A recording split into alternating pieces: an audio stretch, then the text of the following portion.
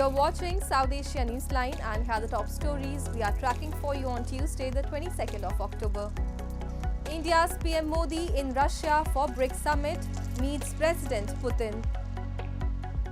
Imran Khan's PTI ready for do-or-die agitation against controversial amendment. And Lankan government rejects presidential committee report on Easter bombings.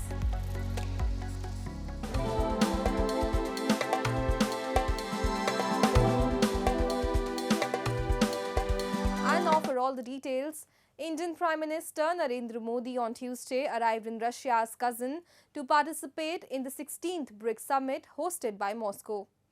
This is PM Modi's second visit to Russia this year as he travelled to Moscow earlier in July to attend India-Russia annual summit. On Tuesday, PM Modi held a delegation-level meeting with President Vladimir Putin and discussed issues of mutual interest. He reiterated India fully supports the early establishment of peace and stability in the Russia-Ukraine war. PM Modi is also slated to hold separate bilateral meetings with leaders of other members' nations on the sidelines of the summit. Ahead of his arrival, Russia had discharged more than 40 Indian nationals from its military, increasing the count to 85 people who were illegally or otherwise contracted into fighting in the Russian army. Amid escalating tensions, India's Foreign Minister S.Jaishankar on Monday called out Canada's hypocrisy, saying the license that the Western nation give its diplomats and the way it treats diplomats of other countries on its soil is totally different. Jaishankar, during the NDTV World Summit, spoke about the ongoing row with Canada after Ottawa demanded India to remove the diplomatic cover of its High Commissioner, Sanjay Kumar Verma, who was named a person of interest in the murder probe of Khalistani terrorist Hardeep Singh Nijjar. Canada's move escalated the row, resulting in both sides expelling diplomats. Jaishankar also accused Canada of hiding behind freedom of speech when anti-India elements threaten Indian leaders and diplomats on its soil. Canada has alleged that agents of the Indian government were involved in activities targeting South Asian Canadians, especially members of the pro-Khalistani movement. India denies the allegations. Moving on, a day after Pakistan passed its controversial 26th Amendment Bill, jailed former PM Imran Khan's opposition PTI party on Tuesday vowed to launch a decisive movement against the bill without any fear of consequences. The PTI leadership has called upon the nation to come out on the roads as the judiciary's independence has been threatened by the amendment. Khyber Pakhtunkhwa Chief Minister AliAmidGandapur said this would be do-or-die situation as there was no other option for the people. He vowed to take back the amendment whenever the PTI came into power. Senior PTI leaders have also criticized PTI National Party members who voted in favor of the constitutional amendment and have vowed strict action against them. Also known as the constitutional package, the bill aims at debilitating the powers of the independent judiciary.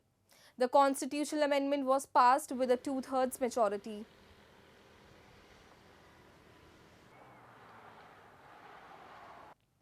Meanwhile, a socio-political group in POJK has announced a long march rally this week over the government's failure to provide cheap electricity and flour despite promises.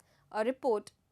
The Joint Awami Action Committee, an alliance of civil rights groups, has announced a long march in Pakistan-occupied Jammu and Kashmir on October 24 to protest the government's failure to fulfill its promise of a cheap electricity agreement. An activist said the trading community is fed up of soaring energy costs and is irked that despite protests in February and May that led the government to assure subsidies on flour and electricity, they are still awaiting any implementation.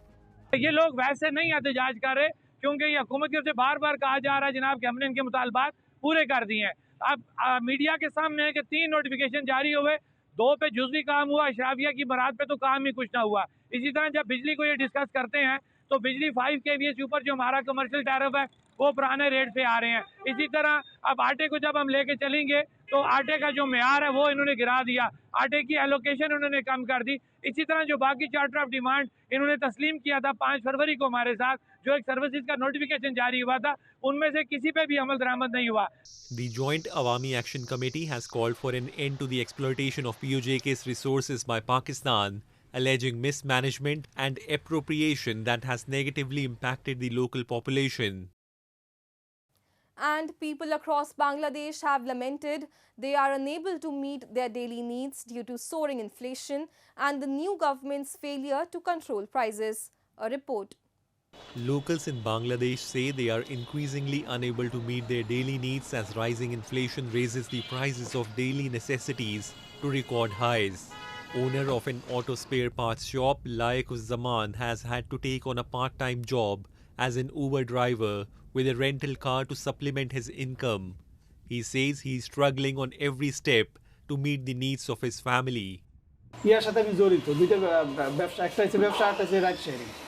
দুইটা কর্মের সাথে জড়িত থাকার পরেও আমি আমার এই সংসার চালাইতে হিমশিম খাইতে হচ্ছে এবং ইভেন আমার এই যে দোকানের অনেক মালও কমে গেছে, মানে এই জিনিসপত্রের এত দাম আর ইনকামের দিক দিয়ে আমি পুরোপুরি কাভার দিতে পারতেছি না, যার কারণে আমার এই দোকানের মূলধন থেকে আমার কিছু খরচ মানে করা হয়েছে আর কি। Items such as lentils, which cost between 90 to 110 taka a few months ago, now sets one back by 170 taka, according to local reports. Green chilies, which used to cost 100 taka per kilogram, now cost 400 taka. এই সবজিগুলো আমার বাসায় ধরেন 2 দিন আমি খাইতে পারবো এই সবজিগুলো। তো এখনো কিন্তু আমার অন্যান্য বাজার কিন্তু আছে, সেগুলো কিন্তু আমি করতে পারি না, শুধু কাঁচা বাজারটা আপনাকে দেখাই। Many are blaming the newly formed interim government led by Nobel laureate economist Muhammad Yunus for failing to control the market. Officials have pointed to recent flash floods as a major cause of disruption to the food supply chain due to harvests being ruined. Part of the blame has also been leveled against stockpiler syndicates, who are said to create an artificial crisis in the markets. The government will not fully accept the findings of the committee led by retired Judge A.N.J DeAlwis that investigated the Easter Sunday bombings, Sri Lankan Foreign Minister Vijitha Herath said on Tuesday. In a press briefing, Herath said the report by the committee was politically motivated, and as he highlighted that the committee's main targets were former Senior Deputy Inspector General Ravi Seneviratne and former CID Director Shani Abeysekara, both of whom had recently joined the retired police forum of ruling alliance National People's Power. Raising objection over the timing, he pointed out that the retired police forum was formed on 9th of June, while the committee was appointed just 3 days later on 12th of June. He also noted that the committee was scheduled to submit its report by 15th of September, just ahead of the upcoming presidential election, further fueling allegations of political motives behind the probe. The 2019 Easter bombing has remained central to Sri Lanka's politics over the years. The newly formed Dissanayake administration has also ordered re-investigation of the 2019 case. That's all in tonight's edition. We will see you same time tomorrow.